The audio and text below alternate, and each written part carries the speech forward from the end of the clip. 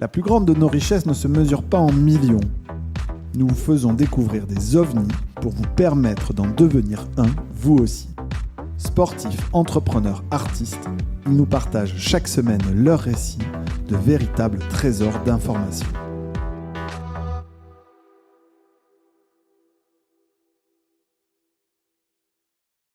Bonjour à tous, bienvenue dans ce nouvel épisode d'OVNI. Cette semaine, nous vous faisons découvrir en exclusivité 5 conférences qui se sont déroulées dans le cadre de l'événement Zero to One à Nantes les 28 et 29 janvier 2026. Grâce aux organisateurs, notamment H7 et Ici Lundi, nous avons la possibilité de vous faire découvrir des parcours inspirants de fondateurs, de fondatrices, de C-level, de corporate, d'entrepreneurs, bref, tous ceux qui ont effectué ce passage de 0 à 1. Bonjour à toutes et tous. Bonjour. On va démarrer. Je suis accompagnée et je suis très heureuse d'être avec Mathieu, CEO de Exa. Salut Sana. Comment vas-tu ? Super bien. Ça va bien. Écoute, en introduction, ce que je voulais en tout cas recontextualiser aussi, c'est que 3 ans après la mue de qui était eFounders, donc célèbre startup studio notamment fondé par Thibaut Elzière, les 3 fondateurs ont décidé de nommer un CEO et le premier CEO. Tu as fait tes armes, Mathieu, au BCG, puis tu as vécu l'hypercroissance chez Aircall. Donc pourquoi c'est la première question vraiment que je me suis posée, pourquoi un expert du go-to-market qui a vécu l'hypercroissance dans une start-up, pourquoi tu as choisi de rejoindre Exa en tant que CEO et quelle est ta responsabilité ? Merci Sana. Ouais, donc d'abord, je voulais juste dire que je suis super content d'être ici à Nantes avec vous. D'habitude, les gens disent super question, merci beaucoup et tout. Et en fait, quand j'ai vu la question, je me suis dit mais pour le coup, elle est bizarre parce que c'est évident pour moi. J'ai pas trop de réponse simple à ça, de dire si on me propose un job dans la tech, d'être CEO d'Exa, je dis oui tout de suite. Tu vois, j'ai pas beaucoup hésité et J'avoue. tout. Mais peut-être je peux recontextualiser un petit peu parce que tu as parlé d'eFounder, d'Exa et tout. En gros, donc eFounders à l'époque, en 2011, ça a été créé par deux Belges. En fait, il y a un Belge et un Français, mais le Français habitait déjà à Bruxelles. Le début d'une blague. Thibaut Elzière, c'est un peu une blague belge. Ouais. Thibaut Elzière et Quentin, et on a un petit accent belge du coup chez Exa. Ils ont créé eFounders parce que Thibaut, dans sa première boîte, il avait créé Photolia. Avait eu plein de frustrations de tous les trucs qu'il n'arrivait pas à faire parce qu'il n'y avait pas les logiciels pour le faire proprement. Et donc, il a revendu Photolia à Adobe pour une somme assez astronomique à l'époque. Il s'est dit, je vais réinvestir cet argent pour créer plein de boîtes. Et en fait, on va faire des trucs un peu différemment de d'habitude.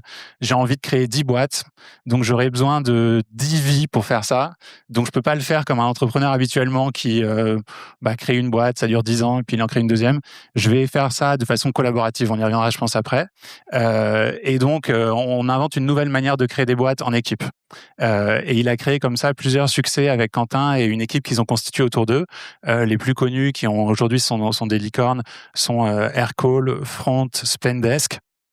Puis ils ont repris YouSign et ils l'ont fait grandir très fortement. Donc ils ont eu beaucoup de beaux succès et ils faisaient 1 ou 2 boîtes par an, quoi.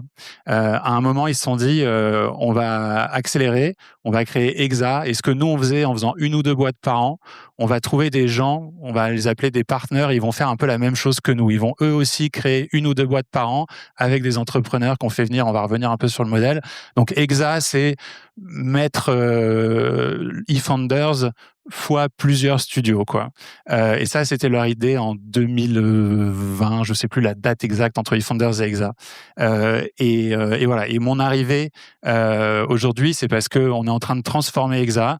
Au lieu d'être un ensemble de studios qui créent des boîtes de zéro, on lance d'autres activités.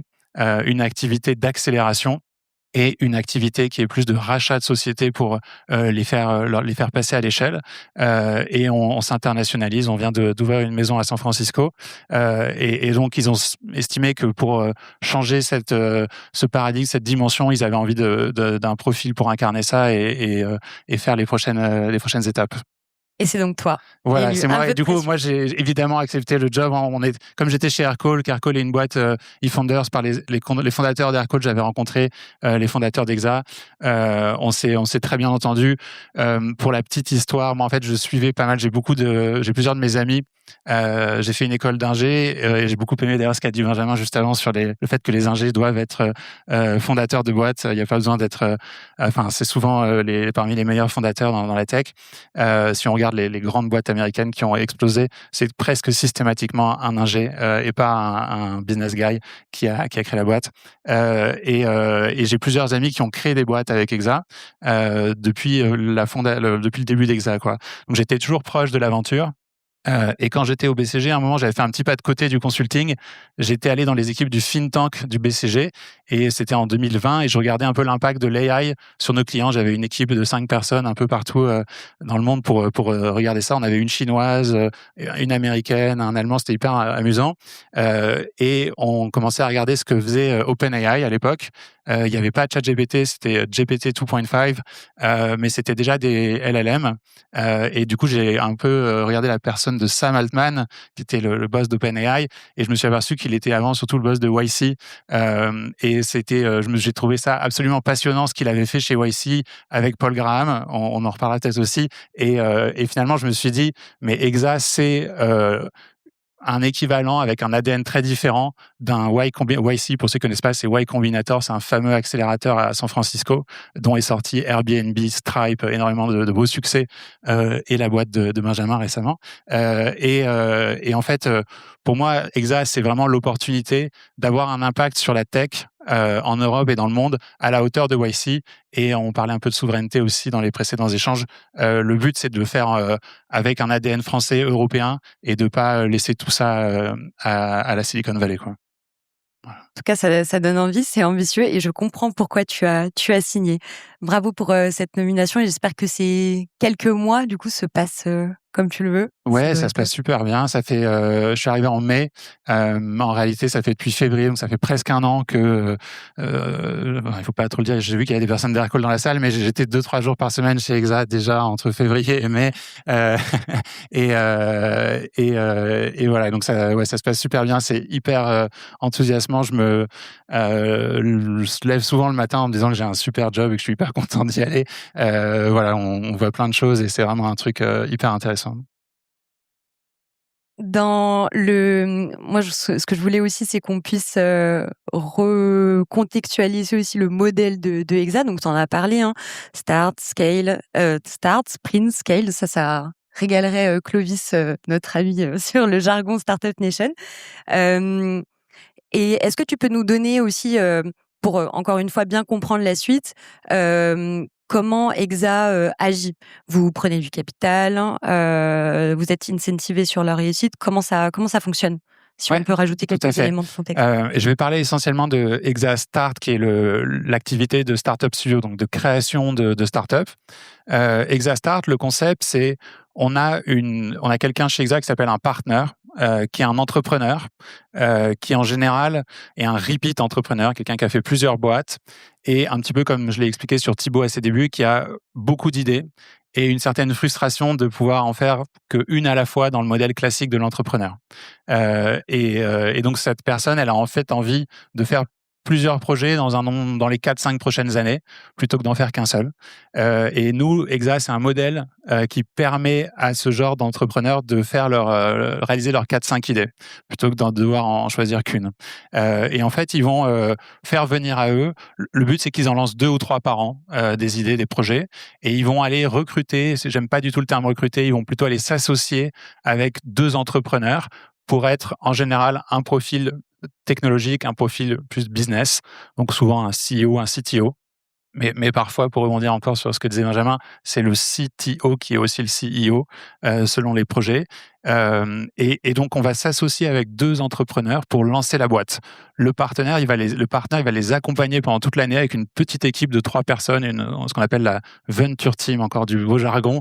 Et ces 3 personnes, le partenaire et les 2 entrepreneurs, ils vont lancer le projet sur l'année. À la fin de l'année, les 2 entrepreneurs, ils lèvent de l'argent auprès d'investisseurs externes et ils deviennent indépendants. Ils vivent leur vie de start-up après avoir levé donc, ce qu'on appelle un tour d'amorçage, un seed. Et nous, on garde 25% du capital et l'entrepreneur et l'équipe Exa, ils restent chez Exa, ils font d'autres projets alors que les entrepreneurs, ils partent vivre leur vie en toute indépendance. Très clair. Et du coup, c'est ce qui sous-tend tout ça, c'est vraiment la puissance du collectif versus le mythe du fondateur seul dans son garage. Bon, là, nous, en fait, on prêche des convaincus parce qu'on est dans des communautés, que ce soit ici Lundi ou H7, donc on porte ça. Explique-nous en quoi l'hyper-spécialisation aussi et le fait qu'on soit le troisième meilleur cofondateur pour aider ces boîtes. Ouais, nous, on aime bien se décrire comme on essaye d'être le meilleur troisième cofondateur que vous pourriez avoir. On a l'humilité de dire qu'on n'est pas un cofondateur. C'est vraiment important pour nous que les entrepreneurs, il n'y ait aucun doute à aucun moment que c'est leur boîte. Et donc, mais on va se comporter comme si on était un troisième cofondateur pendant la première année de la boîte. Et pour revenir sur ce que tu dis sur l'entrepreneuriat collaboratif, c'est pour nous hyper important. Peut-être que tout le monde n'a pas le mythe de l'entrepreneur seul dans son garage, mais ce qui est vrai, c'est que être entrepreneur, c'est un métier hyper solitaire, souvent. Même quand on est 2 ou 3 à lancer une boîte, en fait, souvent, on est quand même assez seul dans ces genres d'aventures, que ce soit par rapport aux clients au début, par rapport au marché, par rapport aux possibilités de recrutement. Les gens ne viennent pas vous voir, ils vous connaissent pas, il n'y a aucune raison qu'ils rejoignent votre boîte. Et même par rapport à sa famille, par rapport aux choix et aux sacrifices que ça impose. L'idée d'Exa, c'est vraiment de casser ça et d'en faire non seulement une aventure collective avec un principe qui est assez simple, même si c'est pas celui qui fait le plus vibrer les mythes de la Silicon Valley, c'est que quand on fait un truc à plusieurs, on peut aller plus loin et plus vite.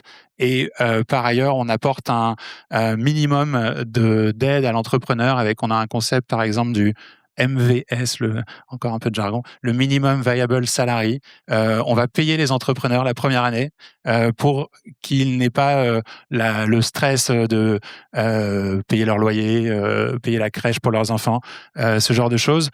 Et on pense que c'est important, c'est minimum viable salary, donc c'est de toute façon une situation inconfortable pour l'entrepreneur. Il faut qu'il y ait une vraie prise de risque, mais c'est une situation qui permet à des gens de passer le cap et d'avoir 100% de leur esprit qui est focus sur la boîte.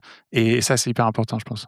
Justement, pour rebondir là-dessus, si on peut aussi creuser un peu, c'est vrai que quand on définit ce modèle-là, on parle de cocon inconfortable, c'est un peu la sémantique que tu as choisie.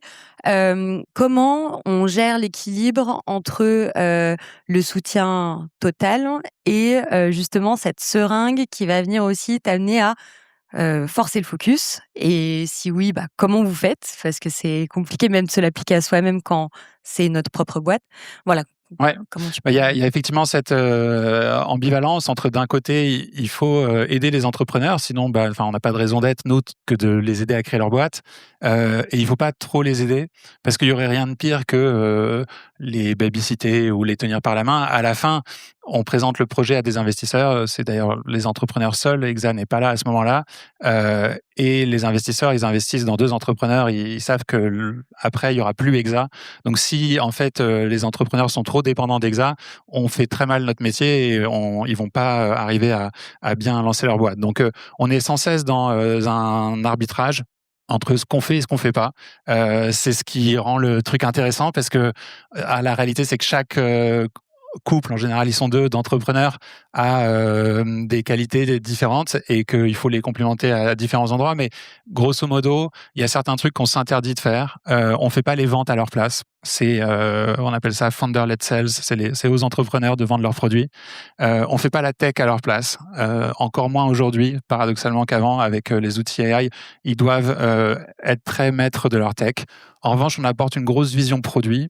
On les aide sur le go-to-market sans faire les sales à leur place, mais on leur donne toute la mécanique, tous les outils, toutes ces choses-là. Et on les aide sur le design. Et ensuite, on leur retire tous les trucs chiants que aucun entrepreneur a envie de faire, comme sa compta, toutes ces choses, le légal, et on les aide beaucoup à recruter des gens. On recrute pas à leur place à nouveau, mais on a la marque Exa qui fait que beaucoup de gens brillants ont envie de découvrir le monde de l'entrepreneuriat ou de la tech et se lancent avec nous en étant les premiers employés d'entrepreneurs et de boîtes qu'on lance. Donc c'est déjà énorme pour eux quand on leur apporte tout ça, mais le cœur de ce que c'est qu'un entrepreneur, ça on se refuse absolument d'y toucher parce que c'est trop important que eux le maîtrisent. Ouais, c'est vraiment le parallèle d'avoir un enfant, attendre la majorité, couper le cordon ombilical, c'est un peu ça. Ouais, c'est super. Alors ça, c'est aussi que c'est super dur pour les partenaires qui, à la base, ils considèrent que c'est leur boîte, c'est leur idée, et ils l'ont confié à 2 entrepreneurs. Quand l'entrepreneur, au bout de, en général, c'est plutôt 9 mois qu'1 an, mais bon, à peu près une année, vole de ses propres ailes. Le partenaire a toujours un petit postpartum, quoi. Ils sont un petit peu déprimés pendant quelques semaines. En général, ils restent avec une place au board, mais c'est quand même pas pareil. Et comme c'est des vrais entrepreneurs, eux, c'est super dur pour eux. Et d'ailleurs, malheureusement, là, on en a un, par exemple, qui va le prochain projet, il va le faire lui-même et il va partir d'Exa. On est très triste, mais c'est le revers de la médaille d'avoir des super entrepreneurs en partenaire. Donc, à un moment, ils ont l'appel de l'entrepreneuriat qui les rejoint encore plus fort. Ils le font eux-mêmes. Et justement, sur cette phase de start, vu que vous avez du coup la chance de voir naître et de créer des boîtes, vous êtes quand même des observateurs donc privilégiés.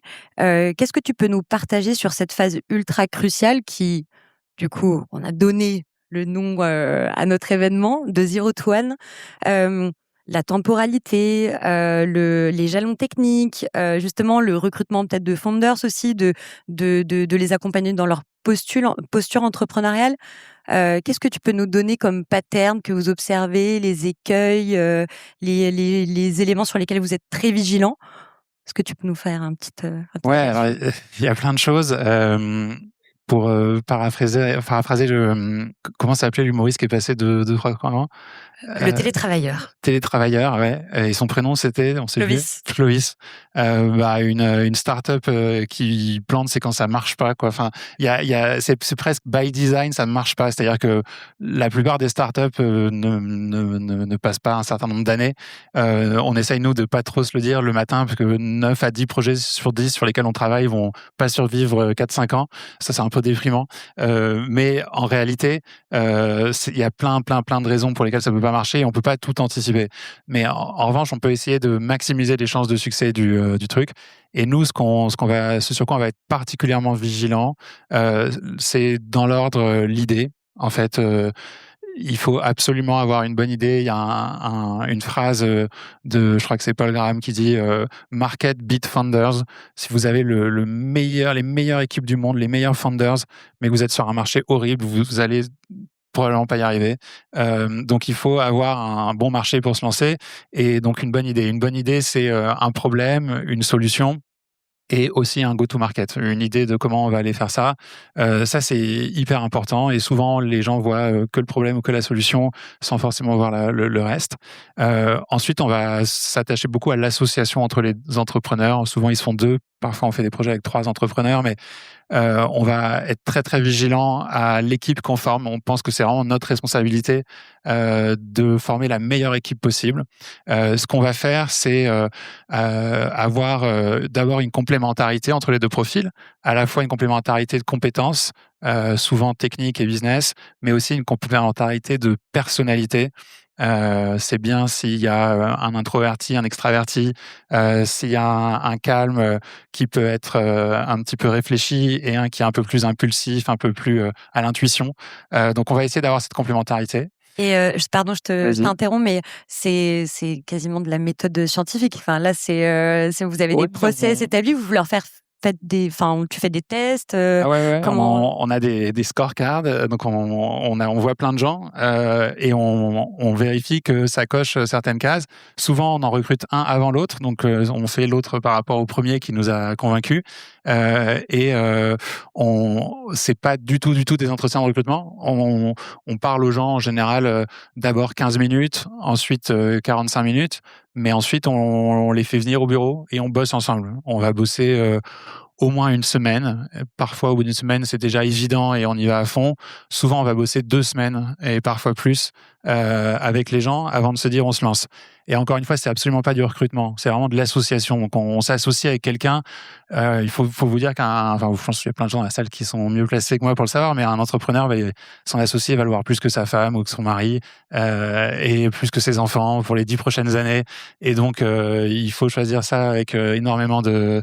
Voilà, on se marie pas en une semaine, quoi. Donc, c'est rare.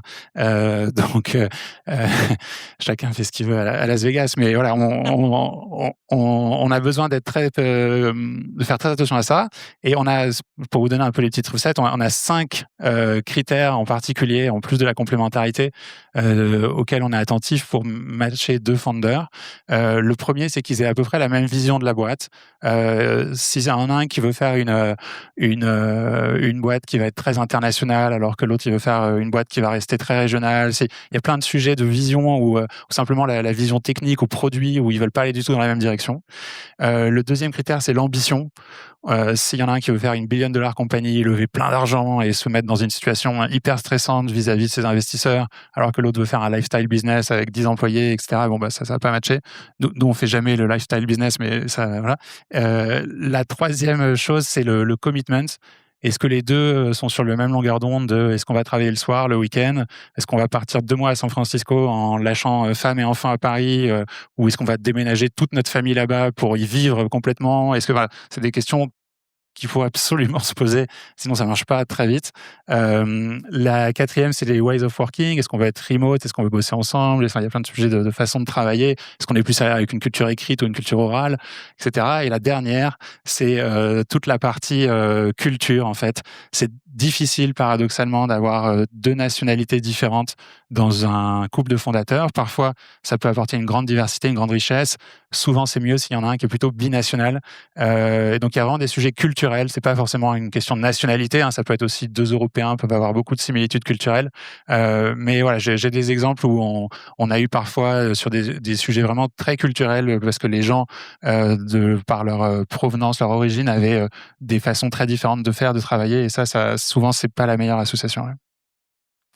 Voilà. Et dernière chose, il faut qu'ils communiquent très bien ensemble, avec beaucoup d'intégrité. Et on est hyper sensible à ça. On fait beaucoup ce qu'on appelle des références checks. On vérifie que les gens ont une réputation exemplaire pour lancer une boîte. Lister comme ça paraît difficile de cocher toutes les cases. C'est super dur. Ouais. On lance une douzaine de boîtes par an avec Exa. Et donc, on cherche chaque année une 20aine de cofondateurs. Et je pense qu'il faut 2000 candidats pour avoir 20 très beaux cofondateurs. Voilà. Donc, nous, on a une équipe qui est dédiée à ça. On a plusieurs équipes d'ailleurs. On fait une partie marque, communication. On fait une partie communities. Et on a des gens talent. Donc, on voit beaucoup de gens pour former les meilleures associations possibles. Et pour continuer aussi dans l'objectif de réduire le taux d'échec, tu as des choses à nous partager. Tu parlais tout à l'heure de marché. Je vous invite je peux pas vous inviter à l'acheter, il est sold out, mais je vous invite à vous abonner à Examedia et on va le sortir gratuitement, chapitre par chapitre. On va feuilletonner ça un peu, désolé. Et donc, voilà, 10X méthode, c'est la méthode qu'on a écrite, parce qu'on voulait la partager à l'écosystème. On pense que, on en reparlera aussi, le secret est pas là. Donc, je veux dire, il n'y a pas d'IP là-dessus. On n'a qu'une envie, c'est qu'il y ait de plus en plus de startups qui se lancent en France, qu'il y ait de plus en plus d'entrepreneurs qui réussissent. On prétend pas détenir une vérité générale, mais on a quelques bonnes recettes, donc on les partage. En gros, donc j'ai cité l'idée et l'association des co-founders. Il y a évidemment tous les sujets de product market fit, donc trouver son marché en adéquation avec son produit et de go to market, donc la capacité à vendre son produit. Là-dessus, on a toute une méthode avec ce qu'on appelle des design partners. Donc d'abord, on co-construit le produit avec les premiers clients. Petit à petit, on le vend avant de l'avoir construit. C'est hyper important. Je pense que sur cette partie product market fit et go to market, vendez dès le jour 1. À part si vous faites de l'infrastructure, et je pense qu'il faut faire de l'infrastructure pour ça. C'est trop bien que certaines boîtes se lancent en infra, mais si vous faites de l'applicatif, dès le premier jour, essayez de vendre votre produit alors que vous n'avez encore rien à vendre, mais vendez-le quand même. Parlez à des clients, essayez de vendre un MVP, et c'est que comme ça que vous allez progresser. Donc ça, c'est vraiment le truc hyper important.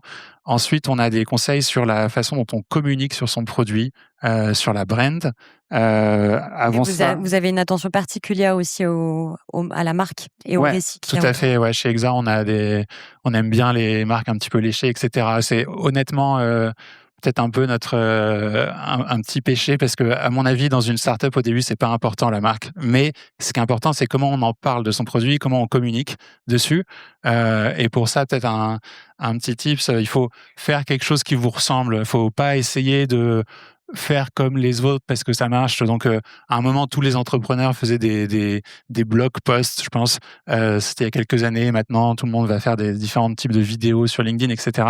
Essayez de faire un truc qui vous ressemble. Je crois qu'il y avait, pour reprendre l'exemple de Paul Graham, qui est le fondateur de YC, lui, il est très littéraire et donc il fait des essais. Si vous ne les connaissez pas, je vous invite à aller sur le site de YC, lire les essais de Paul Graham. C'est absolument passionnant. C'est une grande page à chaque fois. Ça se lit en 10 minutes. Et c'est top. À l'inverse, là, il y a 2 semaines, j'étais à San Francisco et je discutais avec un gars qui a lancé un truc super successful là-bas. Et lui, il me disait que la meilleure façon d'attirer les clients, c'était Twitter, qui est très, très actif aux US plus qu'en France. Et qu'il faisait un tweet tous les jours avec un reach de plus de 500 000 personnes. Pendant qu'il donnait le bain à ses enfants. C'était son activité du bain. Il avait une task, c'était de donner... ça ne doit pas être des enfants de 3 mois, mais ils doivent se tenir à peu près assis. Et donc, il fait un tweet par jour sur des idées qui lui sont venues et ça lui rapporte, en termes d'inbound, beaucoup plus que toute son équipe marketing réunie. Donc, voilà, trouvez le truc qui vous ressemble et qui vous parle et qui vous amuse un peu quand vous êtes au début sur la com. De toute façon, il n'y a pas une équipe très, très développée. Et ça, c'est top. Voilà. Et c'est à ce moment-là qu'il faut aussi créer une marque, mais pas pour créer une marque dans le sens un logo, un site web, mais de créer la confiance en fait. Ouais, tout à fait. Ce moment-là. Il faut être capable de trouver l'angle sur lequel les gens vont se souvenir. Les gens ont plus en tête des exemples B2C à la Michel et Augustin où on trouve une manière qui va résonner un peu et dont les gens vont se souvenir de votre marque. Donc c'est un peu ce genre de choses qu'il faut arriver à faire au début. Voilà, ça remplacera jamais un bon produit, hein, mais ça peut aider. Et on a zappé la case product d'ailleurs sur le truc sur le product qu'il faut retenir, c'est il faut il faut avoir toujours 2 visions de son produit, quoi. Il faut avoir la vision long terme, qui est un peu le moonshot, le truc hyper ambitieux qu'on peut vendre à des investisseurs, à des gens pour parfois les faire un peu rêver, les emmener dans une aventure. Et parce qu'être entrepreneur d'une startup, il y a vraiment de ça aussi. Il faut dégager de l'énergie, créer du momentum autour de soi. Et donc, il faut cette vision qui emmène les gens. Et puis, en parallèle, il faut aussi la vision que moi, j'appelle plus le roof shot. C'est le truc qui est accessible dans 12-18 mois, qu'on voit vraiment bien. Plutôt 6-12 mois, d'ailleurs, souvent. Et donc, il faut toujours articuler les deux et être capable d'être assez solide sur ses bases, sur quelle est la vision qui peut vraiment faire rêver, mais sur laquelle on est légitime.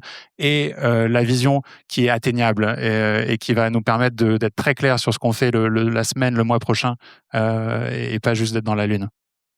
Moi, j'aurais plein de questions à te poser sur les rituels, sur les playbooks, sur tous ces éléments-là. Mais écoute, moi, je te propose aussi de passer à quelque chose qui est moins scientifique, mais qui est plutôt rapporté à l'humain et vraiment la posture entrepreneuriale. On a parlé de ce que la méthode dit, mais ce qui est important, c'est aussi ce que la méthode ne dit pas, sachant en plus que c'est tes mots, que la méthode est déjà un peu obsolète parce que on l'a dit, hein, et puis on l'a vu aussi avec Roxane Varza tout à l'heure qui le disait, que là l'important est plus que jamais c'est d'aller vite, c'est l'itération. Et on a parlé de plusieurs choses. L'ambition, elle en a parlé aussi. et la vitesse d'itération. Et après, on mettra aussi tout ça en perspective avec, bien sûr, l'intelligence artificielle. Ouais, donc il y a des intangibles dans cette méthode qui sont intéressants, mais évidemment, on l'a écrite avant l'arrivée de Claude Code, par exemple, ou de choses comme ça, qui aujourd'hui changent beaucoup de choses. Donc, ça reste très intéressant, mais si on devrait sans doute compléter par d'autres chapitres. C'est le défaut du papier. Et donc, on y reviendra. Sur la partie, qu'est-ce qui est pas dans la méthode? Il y a pas mal de choses. Et avant de rejoindre Exa, moi, j'ai parlé à beaucoup d'entrepreneurs qui sont passés par Exa pour savoir ce qu'ils en avaient pensé, s'ils avaient trouvé ça intéressant, si ça les avait vraiment aidés et pourquoi, en fait, ils étaient aujourd'hui promoteurs ou détracteurs d'Exa. Et le truc qui revenait, c'est pas du tout ce à quoi je m'attendais. C'est-à-dire, je m'attendais à ce qu'il me parle un peu de la méthode Exa, justement. Et en général, ils m'en parlaient pas du tout. Ils reconnaissent tous que c'est super efficace. Mais les choses qui sont les plus importantes à leurs yeux après avoir fait Exa et pour lesquelles ils sont le plus contents d'avoir lâché une partie de leur capital, c'est d'abord la capacité d'Exa à élever le niveau d'ambition. C'est super important, surtout en France et en Europe, et Roxane en parlait effectivement. Nous, on a la chance, par l'ADN de la boîte, d'avoir été fondé par un gars qui a vendu sa boîte 800 millions assez jeune, et qui a une ambition de malade. Et en fait, ça, c'est vraiment souvent ce qui... Je dirais pas que ce qui manque, il y a beaucoup de gens qui ont de l'ambition, mais la capacité d'avoir un œil extérieur qui est pertinent pour mettre le curseur au bon endroit, c'est hyper important. Donc, c'est la première chose qu'on fait dans les boîtes qu'on voit, c'est élever le niveau d'ambition. Et là-dessus, je vais refaire une référence à Paul Graham et à YC, parce que c'est par beaucoup d'aspects un modèle. Quand Brian Chesky, le fondateur d'Airbnb, est venu chez YC, il avait appelé son truc Airbnb parce que c'était des matelas gonflables. Il voulait mettre un matelas gonflable chez les gens et se balader avec son matelas gonflable dans son sac à dos et avoir une app pour savoir chez qui il pouvait crécher. C'était une sorte de couchsurfing, quoi. Et c'est le Paul Graham qui lui a dit: mais tu n'y es pas du tout, mon gars. Tu vas révolutionner l'industrie de l'hospitalité, l'industrie hôtelière. On va faire un truc complètement dingue. Et voilà, c'est ce qui fait que Airbnb n'est pas du tout Couchsurfing, qui existe toujours si vous voulez aller squatter un canapé, mais c'est pas le même business que Airbnb. Donc nous, on a cette volonté de élever énormément le niveau d'ambition des entrepreneurs qui nous rejoignent. Ça, c'est la première chose qui est pas forcément dans la méthode. La deuxième chose, c'est la capacité à les garder super focus. J'ai parlé à plusieurs entrepreneurs, y compris des repeat entrepreneurs qui ont adoré passer par Exa parce que ils m'expliquaient qu'au début de leur aventure, souvent, ils avaient un peu ce côté, ils papillonnaient. Ils avaient du mal, c'est super difficile quand on se lance de définir exactement où on veut aller. Et donc, on a toujours la tentation de faire un pas de côté, de regarder à gauche, à droite, sans forcément pivoter, mais en tout cas, un manque de certitude sur la direction. Et Exa, nous, ce qui nous tient à cœur énormément, c'est qu'on est pas mal réfléchi à l'idée avant que la personne arrive et qu'on a autour de la table des gens qui, en product et en stratégie sur le sujet, sont très bons. Et donc, on va donner une direction super claire à l'entrepreneur pour aller lever son premier tour avec les investisseurs. Évidemment, on ne va pas l'empêcher de pivoter, ça nous arrive souvent aussi, mais on l'aide à exécuter avec beaucoup de focus, sans être distrait par les choses du quotidien, comme des possibilités stratégiques différentes.